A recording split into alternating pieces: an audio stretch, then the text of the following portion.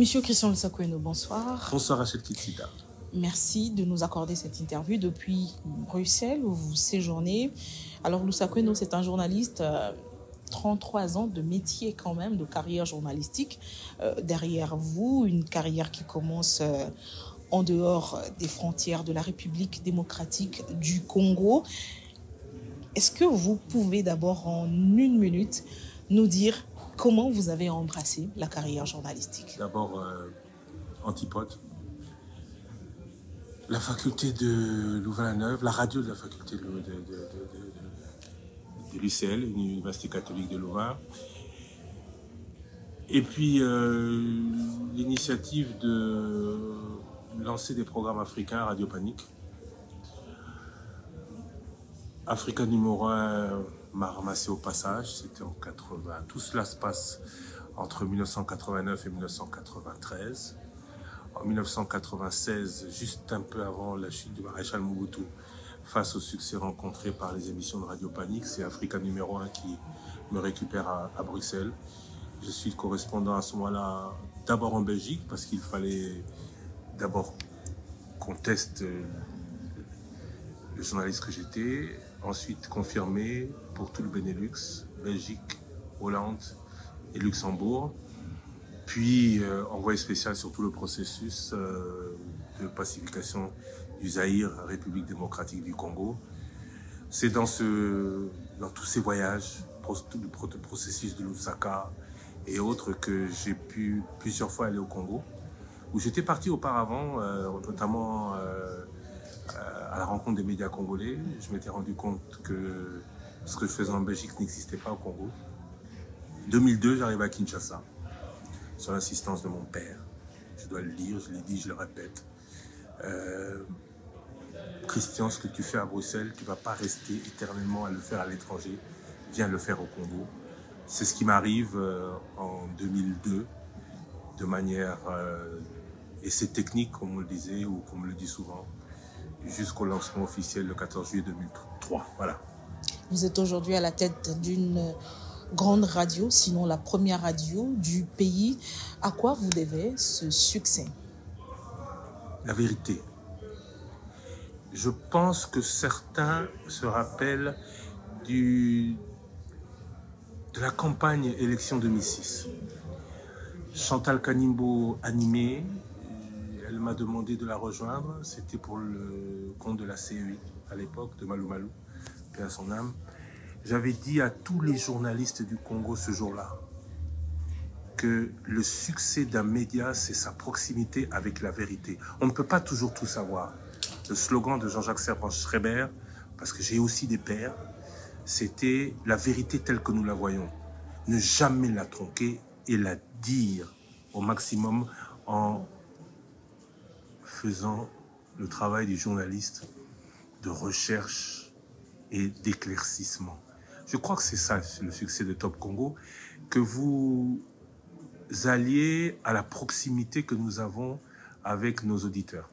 C'est vrai qu'il y a l'information. L'information, c'est le phare de Top Congo. Mais il y a aussi l'explication de l'information. Et le succès de Top Congo, c'est tout ça. Et c'est aussi une équipe qui a compris ça très tôt et qui s'est sortie d'une facilité que malheureusement on a beaucoup à Kinshasa, d'utiliser le conditionnel quand on peut utiliser le présent de l'indicatif, parce qu'on peut affirmer ce qu'on aura démontré. De quelle vérité parlez-vous? Cette vérité que veulent entendre les dirigeants ou cette vérité que veulent entendre la population, puisque depuis toutes ces années, on n'a jamais entendu un journaliste de Top Congo se faire arrêter ou traduit en justice, puisque dans un contexte peu démocratique, entre guillemets, je le dis, on sait qu'il y a beaucoup trop de problèmes dans le pays, problèmes de corruption, problèmes de détournement. De quelle vérité parlez-vous? Vérité à double vitesse? Avez-vous fait de concessions? Le faites-vous? C'est quel genre de vérité? D'abord, je voudrais démentir ce que vous avez dit. J'ai été interpellé personnellement 3 fois. J'ai passé la nuit en prison. Quand? Pourquoi? Ce n'est pas parce qu'on ne fait pas de bruit. arrêtez de dire, ne dites plus jamais qu'on n'a jamais interpellé des journalistes de Top Congo, c'est faux. J'en suis l'exemple. Ce n'est pas parce qu'on ne fait pas de bruit. Vous savez, récemment, on a dit que ma mère était rwandaise. Si j'avais dit au monde entier que j'avais des craintes pour ma mère, qu'est-ce que le Congo aurait perdu? On aurait dit, vous voyez, on dit que les Rwandais, le Rwanda dit que les Rwandais sont en danger au Congo. Christian Lusakweno le dit encore aujourd'hui. Celui qui a dit que ma mère est rwandaise a menti. Je termine. Celui qui a dit que ma mère est rwandaise a menti. Celui qui n'est pas dans la vérité s'expose à de nombreuses bêtises. Maintenant, comment Top Congo fait? C'est pour ça que je vous dis que c'est la manière de le dire qui est importante. Quand vous accusez, vous n'avez pas de preuves. Quand vous accusez, vous choquez. Vous savez que ce que vous allez dire va choquer. Prenez toutes les dispositions. Le journalisme s'apprend. Et les journalistes savent comment faire pour se protéger quand ils exposent ou quand ils annoncent une information. Top Congo le fait au maximum. J'ai toujours dit à mes journalistes, n'annoncez rien que vous ne pourriez pas prouver vous-même. Parce que la première personne à qui vous avez prouvé, Kibambi Shintoa le dit souvent, c'est au conseil de rédaction. Malheureusement, on n'en fait pas beaucoup au Congo. Les médias ne le font pas beaucoup et permettent à des journalistes en solo de dire n'importe quoi. Ce 19 octobre marquera aussi une date importante dans votre carrière, puisque depuis Bruxelles, vous venez de recevoir un prix d'excellence qui représente le continent africain. Ça représente quoi pour vous? D'abord, la fierté d'une reconnaissance. Quand c'est Denise Epoté-Durand, que moi j'ai connue, directrice de TV5 Afrique, qui vous remet ce prix, quand vous apprenez que c'est elle la présidente du jury et que ce jury est composé de journalistes africains de renom, je dis merci. Je dis merci à ceux qui me donnent le prix, je dis merci à ceux qui nous écoutent et je dis merci à mon équipe. Mon équipe, pourquoi? Parce que si Top Congo est ce qu'elle est aujourd'hui, c'est parce que, et je reviens à la proximité avec la vérité, c'est parce qu'il y a un effort de fait. Si l'international nous le reconnaît, n'oubliez pas, hein, ce n'est pas peu. Top Congo est quand même la première radio privée d'Afrique francophone. Ce n'est pas peu. Et si des journalistes, des éminents journalistes pour certains, parce que quand vous parlez de Thierry Hott, quand vous parlez de Denise Epoté-Durand, quand vous parlez des membres du jury du rebranding africain, attention, vous avez vu, pendant quelques jours, il n'y a eu que du beau monde ici. Et les noms des personnes qui ont été citées, ce n'est pas du menu fretin, comme on dit.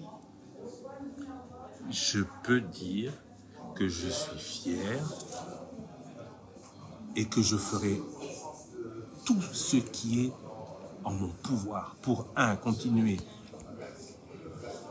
de respecter l'honneur que me font mes auditeurs et de faire l'honneur à ce prix. Si à Bruxelles, vous recevez ce prix et vous êtes reconnu comme journaliste professionnel qui travaille dans le sens de redorer l'image et contribuer au développement de l'Afrique dans votre pays, la République démocratique du Congo, aujourd'hui, c'est une structure des journalistes qui montent au créneau pour demander votre radiation de la corporation journalistique. Radiation purement et simple. Une plainte a été déposée contre vous à l'Union nationale de la presse du Congo. Christian Lusakweno, comment vous expliquez ce contraste? D'abord, je voudrais savoir quelle est cette association.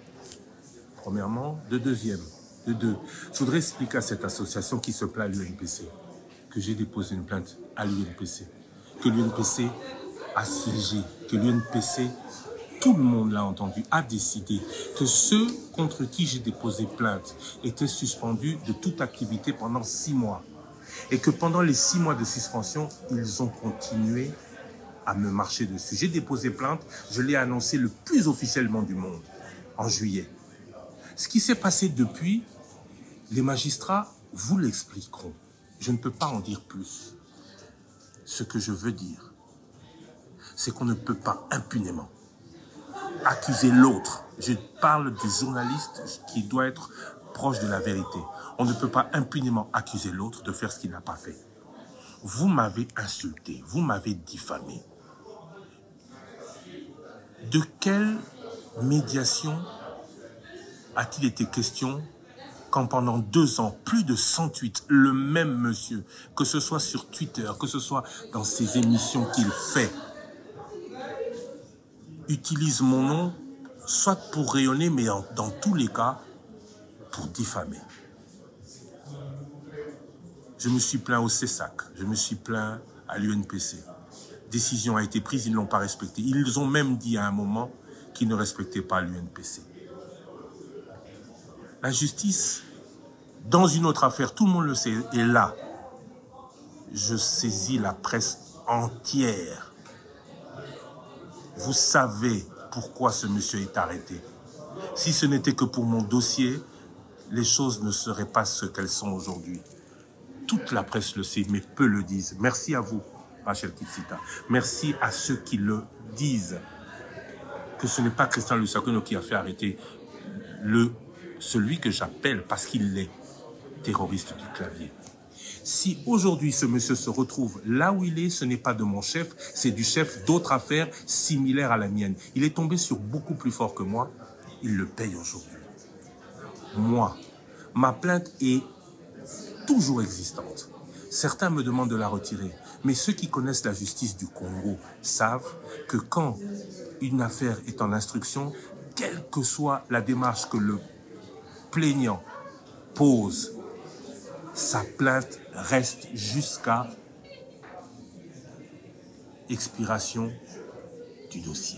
Et pour des journalistes qui connaissent le journalisme et le code d'éthique et de déontologie du journaliste congolais, article 14. Savent l'article 14 qu'un journaliste ne peut porter plainte contre devoir de solidarité. La solidarité n'existe pas dans la bêtise et dans le mensonge. 700 000 $, ce monsieur a dit que la Cour des comptes a reçu. Je suis surpris que la Cour des comptes n'ait pas porté plainte. Pensez-vous que je vais accepter toute ma vie sur la base de mensonges de la part de personnes mal intentionnées que l'on dise que Christian Lusakeno a pris de l'argent d'un politique? Christian Lusakeno, attention, ce que j'ai dit est important. Vous avez vu, vous voyez le rayonnement de Top Congo. Certains médias font du bruit, n'en ont aucun. Ils veulent juste marcher sur le rayonnement de Top Congo. J'ai été à l'UNPC. L'UNPC m'a dit, faites. Venez chez nous. J'étais au CESAC, même pas de réponse à cette date. Cette médiation doit venir de qui? Ce respect, on doit l'avoir de qui? On vous insulte et vous devez être solidaire aujourd'hui d'une personne qui n'a pas le profil du journaliste, qui n'agit pas comme un journaliste et qui vous diffame. De quelle solidarité parlez-vous? Le jour où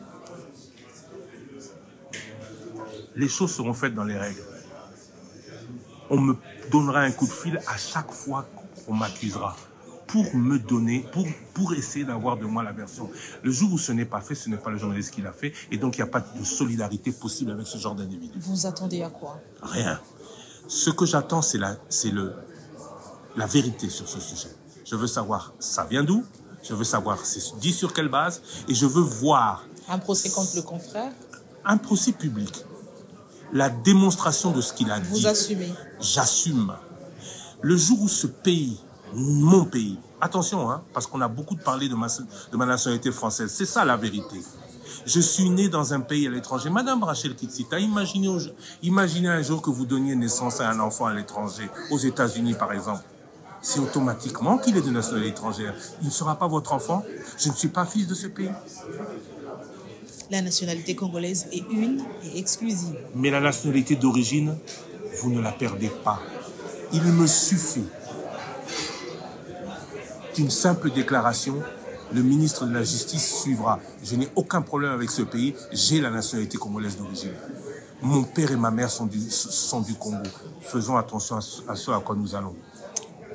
Et pour certains, si vous jouez les jeux de politique qui veulent, voilà, donc museler la presse. Il n'y a pas possibilité de museler une presse qui fait son travail. Je l'ai dit, j'ai déclaré, la manière à laquelle ce monsieur a été arrêté n'est pas bonne. Je l'ai condamné. Mais je ne peux pas Je ne peux pas. Vous avez donné Au donc nom des de béquilles, la justice. Non, je n'ai pas donné aux politiques Non, c'est faux. qui peuvent se servir de votre plainte pour en découdre avec le confrère. J'ai dit, et je le répète, ma plainte ne peut pas servir de béquille à qui que ce soit, parce que ma plainte repose sur des faits reprochés, identifiés, que j'ai publiés. Si maintenant vous voyez d'autres faits, ce n'est pas de mon fait, c'est du fait de celui qui les a commis. Je ne peux pas être responsable des faits posés par d'autres. Je ne peux pas être responsable d'actes posés par d'autres. Je ne suis responsable que de ce que j'ai fait.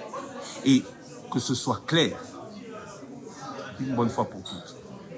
Mon avocat m'a dit de ne pas parler de l'affaire, je n'en parle pas. Mais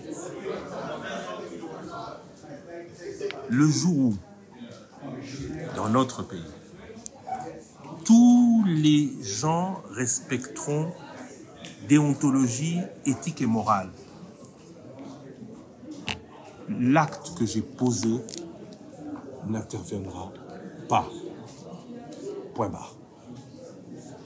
Après ce trophée, après cette récompense, quel avenir pour la presse, quel avenir pour Top Congo et quel avenir pour Christian Lusafrino? Quand je vois Actu 30, quand je vois beaucoup de médias, je peux les citer, 7 sur 7, je peux les citer, Actualité.cd, je peux les citer, ils sont nombreux, qui respectent la déontologie.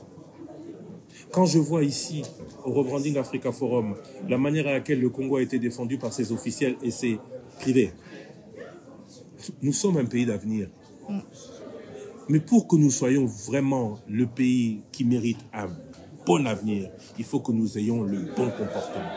Je ne suis pas donneur de leçons.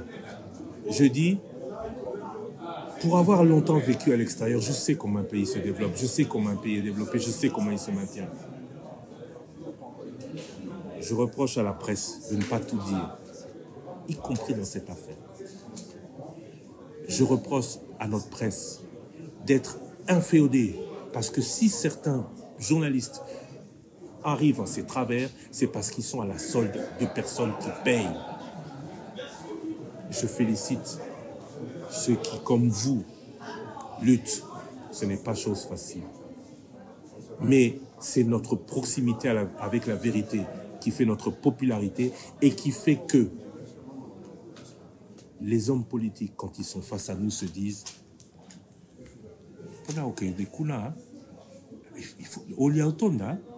parce que les questions qu'ils vont vous poser, ce ne sont pas des questions dirigées. Il y a quelqu'un qui dit, pour savoir si l'information est bonne, essaie de savoir qui paye celui qui la récolte. J'espère que c'est aussi votre cas. Chez Top Congo, Thierry Kambundi en est témoin. Il est à la tête d'une rédaction. Cela n'est le cas de personne. Et récemment, je l'ai rappelé, il y a une forte séparation, une séparation totale entre la rédaction et la direction commerciale. Personne qui vient, qui pose une publicité chez nous, personne qui vient, qui donne l'argent chez nous, ne peut prétendre diffuser une information de son goût. Dernière question pour terminer. Salubrité médiatique en République démocratique du Congo, un rêve, utopie. On y arrivera. Et aujourd'hui, avec ce que la volonté affichée par la tutelle, le ministre de la Communication et des Médias, est-ce qu'on franchit un pas important dans la salubrité médiatique en République démocratique du Congo? La salubrité médiatique en République démocratique du Congo sera réelle. Le jour où l'UNPC, dont je salue l'élection d'un nouveau comité, s'autosaisira dès qu'elle verra qu'il y a problème au niveau du respect de la déontologie dans le chef des journalistes. Le jour où le CESAC s'autosaisira, le jour où il verra que certains médias dérapent. Cette salubrité médiatique n'est pas du chef du ministre de la Communication et des Médias. Il peut et doit, du fait qu'il est aussi ancien journaliste, apporter pierre à cet édifice. mais la salubrité des médias ne dépend que de nous. Tant que nous, journalistes, accepterons d'avoir à côté de nous des gens qui ne font pas le métier et que nous nous tairons, ce mot, cette expression salubrité médiatique sera une expression en vain. Christian Sakweno, merci beaucoup. Merci. C'est à moi, Rachel Kitsita, et bon séjour à vous.